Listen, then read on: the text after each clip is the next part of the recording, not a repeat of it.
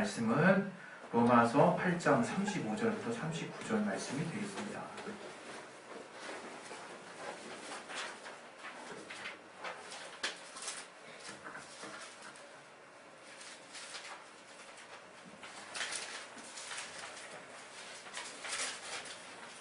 로마서 8장 35절부터 39절 말씀. 네, 우리 찾으셨으면 우리 이제 합독을 하겠습니다. 시작. 누가 우리를 그리스도의 사랑에서 끊으리요? 환난이나 굶거나 핍박이나 비근이나 적신이나 위험이나 칼이랴. 기록된 바 우리가 종일 주를 위하여 죽임을 당케 되며 도살을 양같이 여김을 받았나이다 함과 같으니라. 그러나 이 모든 일에 우리를 사랑하시는 이로 말미암아 우리가 넉넉히 이기느니라. 내가 확신하노니 사망이나 생명이나 천사들이나 권세자들이나 현재일이나 장래일이나 능력이나 높음이나 깊음이나 다른 아무 피조물이라도 우리를 우리 주 그리스도 예수 안에 있는 하나님의 사랑에서 끊을 수 없으리라. 아멘. 오늘 이 말씀 통해서 하나님 우리 각자에게 깨닫게 하시는 그 말씀을 들을 수 있도록 정말 들을 기회 허락해 주시고 우리의 심령에 또 하나님 마음밭에 하나님의 말씀을 또 잘 받을 수 있는 그 밭을 허락해 달라고 우리 기도하겠습니다. 하나님 아버지 도와주시고 역사의 진도에 주시옵소서. 아버지 성령으로 충만하게 하시고 아버지 도와주시옵소서. 아버지 성령 충만하게 하시고 인도에 주시옵소서. 아버지 붙들어 주시고 인도에 주시옵소서. 주님의 알게 하시고 깨닫게 하시는 귀한 은혜가 아버지 우리 안에 넘치게 도와주시옵소서. 아버지 성령 충만하게 하시고 아버지 붙들어 주시고 인도에 주시옵소서. 성령께서 함께 하시는 귀한 은혜가 우리를 통해서 정말 주장되어지도록 도와주시옵소서. 말씀의 지혜와 능력 주시고 또 같은 한 성령으로 감동되게 도와주시옵소서. 역사하여 주시옵소서. 우리 하나님은 우리를 사랑하시는 분이십니다. 하나님이 우리를 사랑하신다. 하나님이 우리를 진정으로 사랑하십니다. 여러분이 하나님이 얼마나 우리를 사랑하시냐 하는 것을 이제 깨달으시게 되면 그때부터 신앙이 이제 시작이 되는 것입니다. 하나님이 우리를 얼마나 사랑하신지를 내가 성령 안에서 깨닫게 될 때 우리가 나 자신을 조금씩 주님 앞에 열게 되는 것이고 주님 앞에 헌신이라는 것이 가능하게 되는 것입니다. 헌신은 우리가 뭔가 배워서 하는 게 헌신이 아니라 정말 말 그대로 몸을 바치는 거거든요. 몸을 바친다는 것은 우리가 이 땅에 살 때 가장 중요하게 여기는 것이 무엇이냐? 이 목숨이죠, 목숨. 그런데 그 목숨을, 그 몸을 주님 앞에 바친다고 하는 것은 거창하고 뭔가 이상적인 표현이 아니라 실제로 우리의 신앙생활의 현실적인 부분을 말하는 것입니다. 그래서 이 신앙은 사실 우리의 헌신으로 이제 시작이 되고 헌신으로 마무리가 되는 거예요. 우리는 과거 한때 헌신은 어떤 특별한 무언가를 의미하는 어떤 그런 또 생각을 했던 때도 있었을 것 같아요. 그러나 헌신은 단지 물질을 헌신하는 것이 헌신이 아니라 우리의 몸을 또 우리의 시간을 또 우리의 노력을 또 우리의 마음을 하나님이 우리에게 주신 모든 것을 우리가 자원함과 기쁨으로 드리는 것을 우리는 기독교에서 말하는 헌신이라고 말하는 것입니다. 근데 우리가 헌신을 하게 될 때 뭔가 강요받는 듯한 또 누군가에게 보여주려고 하는 그런 어떤 생각을 가지기가 쉬워요. 그것은 참 우리가 사람과 사람 사이에 살기 때문에 그것을 완전히 극복할 수는 없지만 어떤 면에서 굉장히 자기 신앙의 손해입니다. 그리고 굉장히 아쉬운 부분이죠. 헌신이라고 하는 것은 오늘 같이 본문에서 나누었던 것처럼 정말 우리가 주님이 얼마나 나를 사랑하시는지를 확실히 아는 자들이 할 수 있는 가장 귀한 모습이에요. 교회가 굴러가죠. 교회가 하루하루, 교회는 이 건물을 말하는 것이 아니라 그랬습니다. 머리 대신 주님의 몸이 이렇게 하나하나 모여서 그것을 교회라고 말하는 것입니다. 그래서 교회가 성장하고 교회가 움직이는 것 자체도 하나하나가 다 헌신을 통해서 진행이 되는 것입니다. 여러분이 이렇게 교회 주일날 이렇게 모여서 함께 하실 수 있는 것도 여러분이 자기 자신을 내려놓지 않으면 가능하지 않은 문제입니다. 그러나 여러분이 마땅히 자기 자신을 내려놓고 이렇게 주님 앞에 나아오시기 때문에 이 교회라는 것이 진행이 되는 것이죠. 그리고 그 안에는 가장 귀한 가치, 우리가 하나님이 우리에게 주신 그 사랑이 우리를 지탱해주고 있기 때문에 우리가 이 교회 안에서 신앙생활을 할 수 있는 것입니다. 그런데 우리가 신앙생활을 또 계속 하다 보면 내가 무엇 때문에 신앙생활을 하는지에 대해서 가끔 이렇게 잊어버릴 때가 있어요. 그래서 어떤 사람은 교회 안에서 어떤 직분을 맡는 것을 통해서 신앙생활을 한다고 생각할 수 있고, 또 어떤 사람은 주일 성수를 한다 하는 것을 통해서 신앙생활을 한다라고 생각할 수도 있습니다. 또 어떤 사람은 교회 안에 믿는 자들의 교제를 통해서, 그래서 그런 분들은 사람이 많고 적음에 마음이 굉장히 많이 이랬다 저랬다 하는 거죠. 그리고 어떤 분들은 하나님께 대해서 자기가 어떠한 기도의 응답을 받고 있느냐에 따라서 또 그것을 자기가 신앙생활하는 또 교회에 함께하는 어떤 척도로 삼기도 합니다. 그러나 그 모든 것은 다, 제가 지금까지 말씀드렸던 모든 것은 다 곁가지라고 볼 수 있어요. 곁가지. 우리가 가장 중심의 뿌리에 우리가 흔들지 말고 계속 붙들림 받고 있어야 되는 내용이 무엇이냐? 바로 주님의 사랑이에요. 주님의 사랑. 하나님이 우리를 얼마나 사랑하셨는지는 여러분이 측정할 수 없습니다.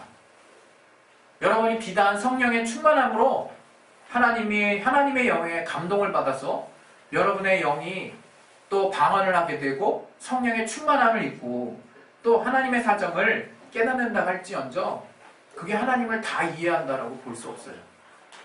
하나님은 피조물인 우리가 하나님을 우리 안에 다 담을 수 없습니다.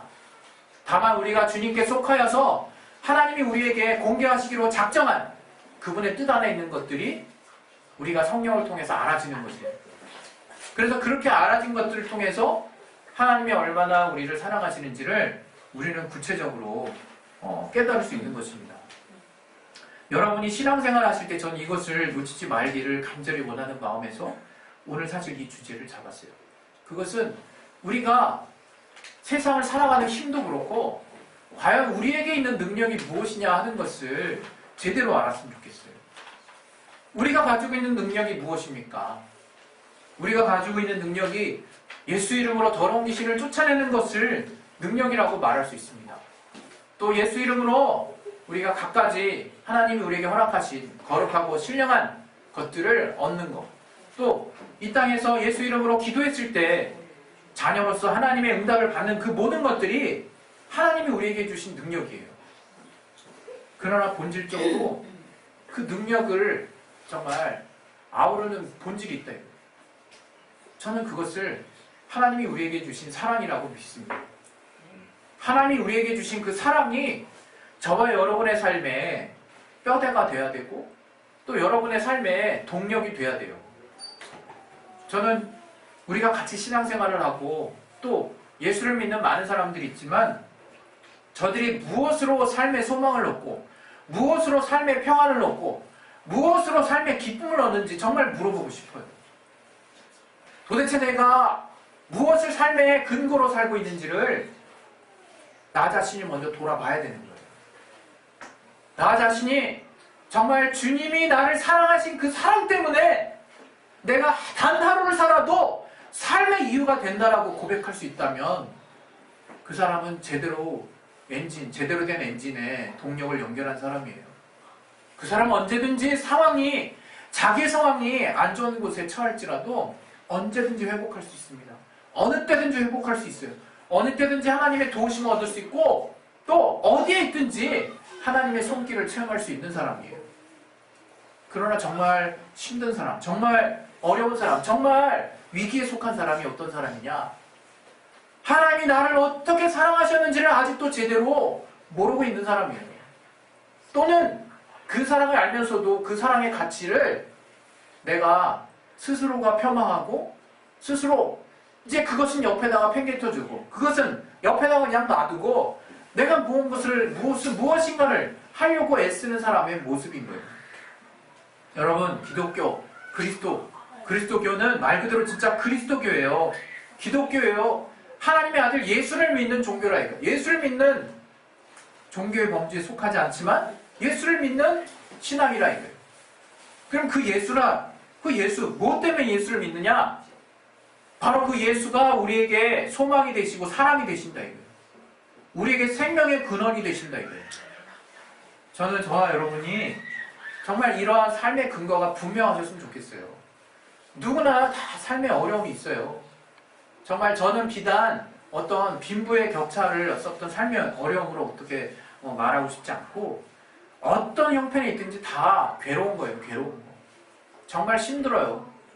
저도 정말 지난 한 주를 돌이켜보면 정말 어떻게 살았는지 참 힘들어요. 그러나 하나님이 우리에게 믿음을 주시고 우리에게 살아갈 소망을 주신다 이거예요. 그때그때 사랑의 가치를 알게 하신다 이거예요. 바깥에 좀 조용히 해주세요. 우리가 정말 사랑 안에서 하나님을 더 알고 또 하나님을 믿고 나아가기를 원해요. 그러나 우리의 앞날은 참 정말 보장받을 수 없다 이거예요. 어떤 것으로도 우리가 보장받을 수 없어요. 그럼 정말 우리가 무엇인가를 의지해야 되거든요. 근데 우리는 가끔 이런 정말 착각을 한다 이거예요. 뭔가 하나님께 응답을 받아야, 뭔가 하나님께 내가 정말 몸부림쳐서 답을 얻어야 해답을 찾은 것처럼 우리가 오해를 한다 이거예요. 그건 정말 오해입니다, 여러분. 우리가 하나님의 사랑 안에 들어간 것 자체가 응답 그 자체예요. 우리가 주님이 우리를 사랑하신다는 그 사실을 내가 믿음으로 붙잡고 있다라고 하는 그 사실 자체가 우리에게 이미 응답이에요. 우리에게는 이제는 우리가 보는 시각과 하나님이 보는 시각의 차이에 의해서 정말 만족스럽지 못한 날들이 있을 수 있겠지만, 하나님은 하나님의 사랑 안에 들어간 우리들을 영원히 책임지시기로 작정하시는 분이세요. 그래서 그 나라에 가서 단지 정말 어렵게 네가 잘 싸워서 정말 이렇게 왔구나, 이렇게만 정말 하나님이 말씀하실 분이 아니라 이 땅에서조차도 하나님이 그분의 사랑을 우리에게 보여주시고 또 우리가 힘들 때마다 도와주시는 분이시라 이거예요. 오늘 이 로마서 8장에 35절에 보면요, 우리가 이 땅에서 겪을 수 있는 각종 어려움들이 다 망라되어 있어요. 이 내용을 다시 한번 보십시다. 우리 로마서 8장 우리 35절을 우리 한번 다시 보십시다. 누가 우리를 그리스도의 사랑에서 끊으리요, 이렇게 시작하지만 우리는 환난에 직면했을 때, 또 곤고에 직면했을 때, 또 핍박이 있을 때, 또 우리의 삶에 기근이 있을 때, 또 적신이나 위험이나 칼이 있을 때 우리 그리스도의 사랑에서 과감하게 끊어버리는, 또는 그 주님의 사랑을 의심하는 그런 정말 엉뚱한 상황에 처해 있게 됩니다. 여기 본문에서 말하고 있는 환난이라고 하는 것은 억압이나 어떤 상처를 말해요. 또 핍박이나 어떤 고통을 말해요. 여러분, 삶을 살 때 고통을 당하고 억압을 당하고 핍박을 당할 것들을 한번 생각을 해보십시다. 내가 삶을 살면서 정말 이러한 억압이 있어. 정말 하나님이 이 억압으로부터 자유롭게 해주시기를 원하죠. 또 내가 정말 애매히 고난을 당하는 일이 있을 수 있어요. 또 예수를 믿기 때문에 핍박을 받을 수도 있어요. 또 우리가 나중에 예수 믿는 일 때문에 우리가 받는 여러 가지 고통이 있을 수 있고, 또 우리가 이 땅에서의 삶의 무게감 때문에 고난을 당할 수 있습니다. 그럼 여러분 한번 생각해보세요. 내가 과연 이 관문을 통과한 자인가? 내가 이러한 여러 가지 어려움과 여러 가지 답답함이 있음에도 불구하고 하나님의 사랑을 끊지 않을, 하나님의 사랑이 내게서 끊어지지 않는다는 것을 내가 감사함으로 고백할 수 있는 자인가? 저는 제가 몇 번이고 여러분에게 얘기했지만 제게서 정말 아킬레스 건과 같은 부분이 몇 가지 있어요. 그 중에서 피치 못하게 생기게 된 하나는 이제 가족이라 해요. 가족. 이제 가족이 생기니까 가족의 안위가 항상 걱정이 돼요. 그래서 마치 이 욥의 기도처럼, 자식들을 향해서 기도하고 제사를 드렸다는 그 욥의 기도처럼 정말 우리 아이들이 정말 사고 나지 않도록, 또 우리의 가족, 또 조금 확장하기는 또 우리의 가문이 정말 잘 되기를 놓고 고민하고 걱정한다. 근데 그런 부분에 고민이 있고 염려가 있고 걱정이 있으니까 원수가 이제 그런 부분을 치게 되면 제가 너무 연약하게 무너진대요. 너무 그냥 정말 형편없이 무너져요. 형편없이. 그 중에 하나 에피소드가 과거에 제가 아이를 잃어버렸을 때가 있었다고 그랬지 않습니까? 우리 아내가 뜬금없이 전화해가지고 여보 성주가 없어졌어 그냥 그러는 거예요. 근데 눈앞이 까매지더라고요. 그러면서 제일 먼저 들어왔던 생각이 뭔지 아십니까? 우리 첫째 아이가 정말 부모를 잃고 정말 이렇게 헤매이다가 껌팔이나 어떤 나쁜 사람한테 팔려가가지고 매매를 당하든지 이런 어떤 정말 기구한 목숨 언제 죽을지 모르는 그게 제일 처음 생각나고요. 두 번째로 생각났던 게 뭐냐면 갑자기 하나님을 원망하고 싶은 마음이 들더라고요. 하나님을 왜 나에게 이런 일이 벌어졌지? 라고 하는 생각이 버스를 타고 집으로 향하는 그 버스 안에서 맨 뒷칸에 앉았는데 떠나질 않는 거예요. 그 생각이.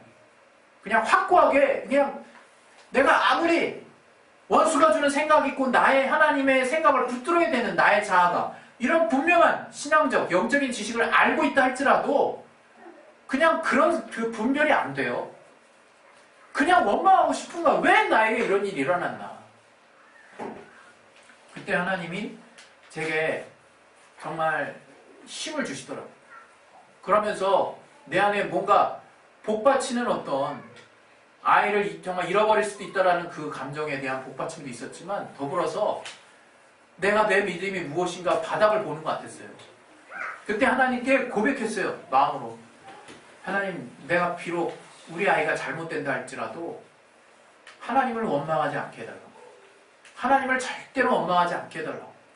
그 믿음을 지켜달라고 계속 속으로 되뇌이면서 버스에서 서울로 올라왔어요. 그때 하나님이 그 믿음을 전 보셨다라고 생각해요. 그 기도를 한 지 불과 한 10여 분 지나서 다시 아내에게 전화가 왔어요. 우리 아빠 이름이 김영택이고 엄마 이름이 최미연이라고 부르는 어떤 아이가 청량리 경찰서에 정말 붙들려 지금 이렇게 있다고. 뭐 아빠가 김영택이고 엄마가 최미연이면 거의 뭐 100% 맞지 않겠습니까? 그 아이가 성주이라는 걸 자기도 자기 이름 성주라고 그러고 맞는 거죠. 그때 정말 형언할 수 없는 감사가 안에서부터 나오더라고요.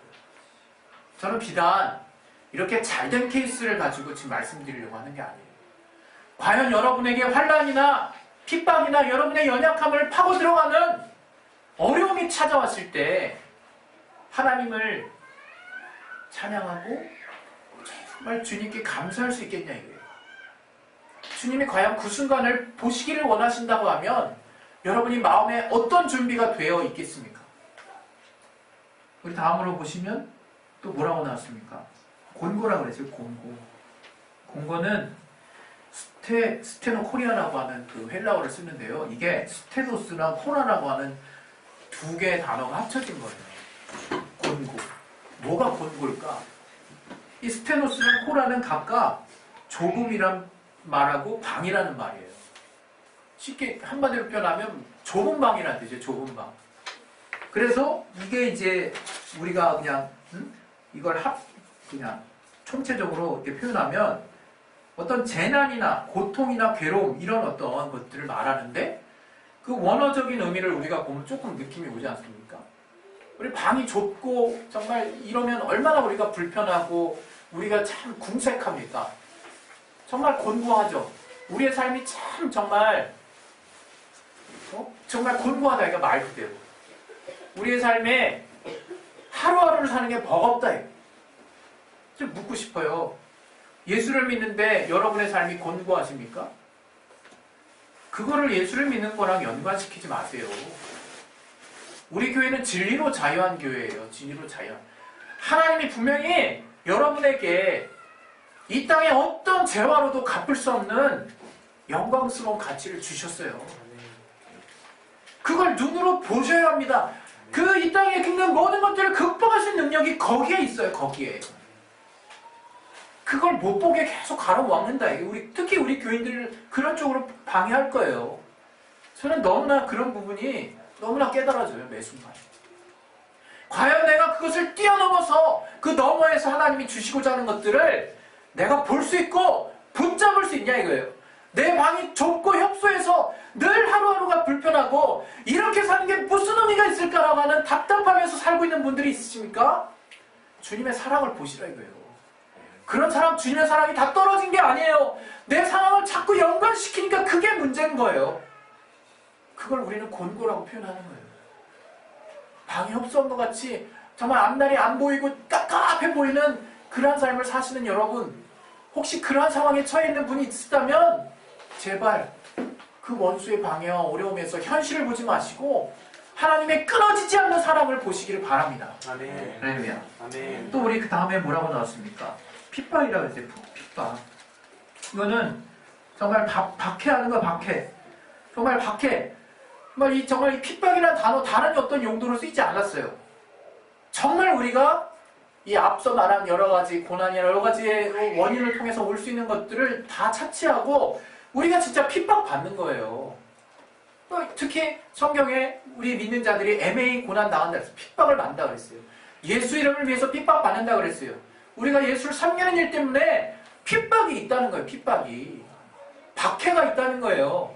우리 옛날에 정말 기독교인들은 얼마나 박해가 있었습니까? 로마 때 얼마나 박해가 있었습니까? 로마가 집권할 때 그냥 그 로마 경기장에서 그걸 구경을 했어요. 사진을 찢어서 죽이는 일을. 기독교인들에게 각종 정말 형을 집행하고 고문을 하고 또 짐승들에게 먹잇감으로 주고 사지를 찢어 죽이는 그런 일들을 그냥 그 당시에 정말 왕이 마음만 정말 뒤틀어지면 그런 일을 했다 이거예요. 그때 그 쓰이는 단어가 박해였어요. 박해. 그게 지금 우리가 시대를 거슬러서 많은 믿음의 선배들이 다져온, 그래서 이렇게 온, 그래서 정말 어느 정도 우리가 확보한 그 믿음의 터 위에서 우리가 그나마 정말 목숨의 위협이 있는 곳이 이제 그렇게 많지 않잖아요.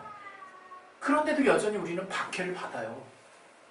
여러분, 예수를 위해서 받는 고난과 핍박과 이 박해를 여러분이 어떻게 지금 정리하고 계십니까? 난 정리받았습니까? 난 정리가 됐습니까? 그런 박해와 핍박이 있을 때 웃음이 나옵니까? 아니면 할렐루야가 나옵니까? 아니면 원망이 드십니까?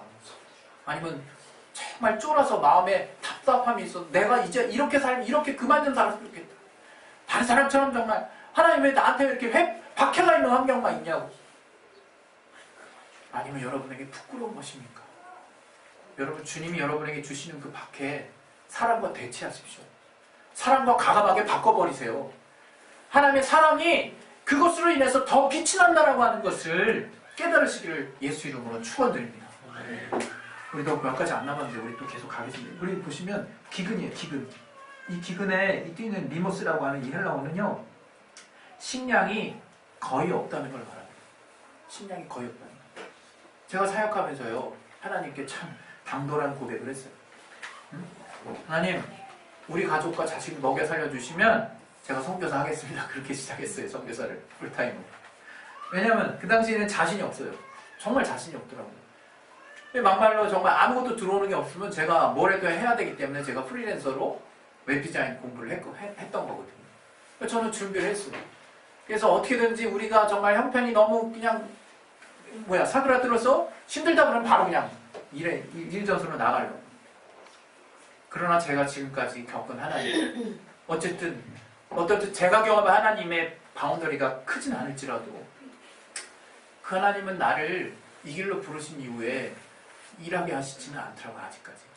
전 일을 하는 것이 무의미하거나 일의 가치가 정말 존중받지 못한다는 걸 싫어합니다.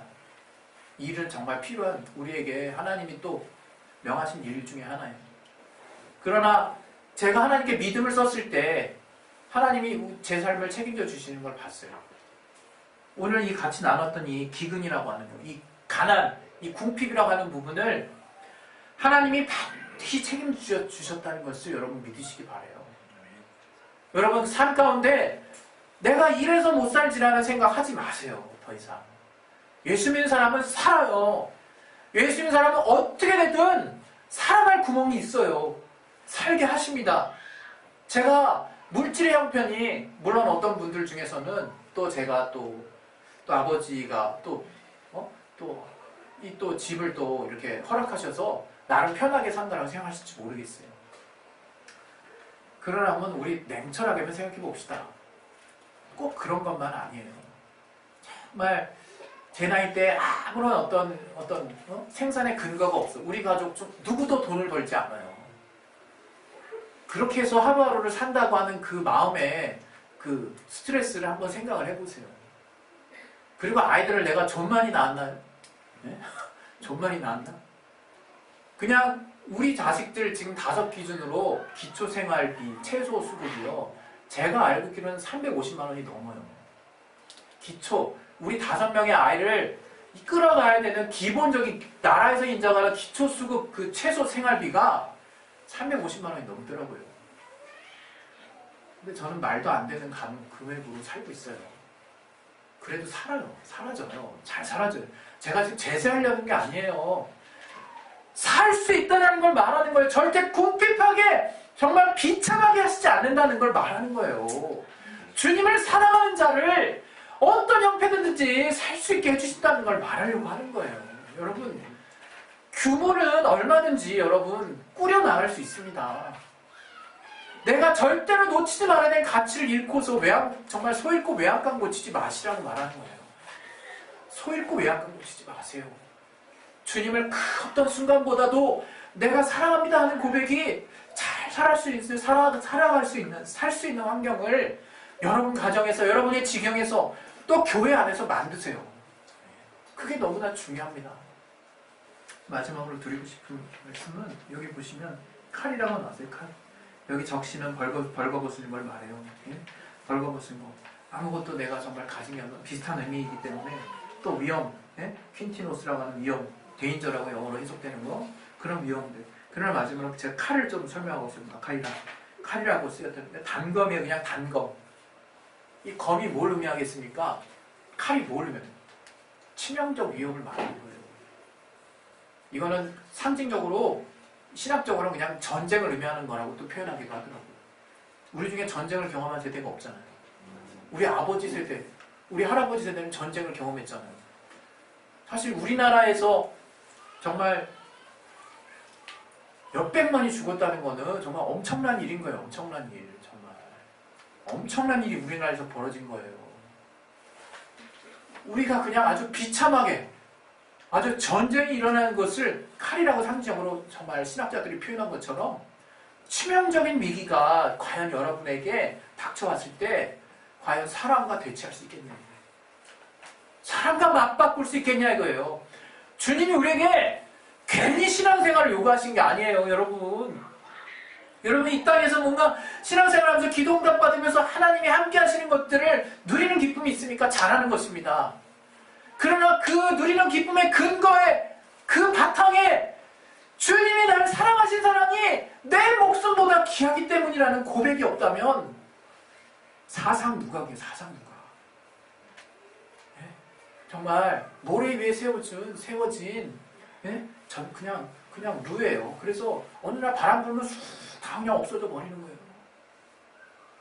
저는 저와 여러분이 이러한 분명한 주님을 사랑하는 믿음 위에 교회를 보시고, 내 주변을 보시고, 가정을 보시고, 나 자신을 보고 사회를 봤으면 좋겠어요. 그러면 부족함이 과연 있는가?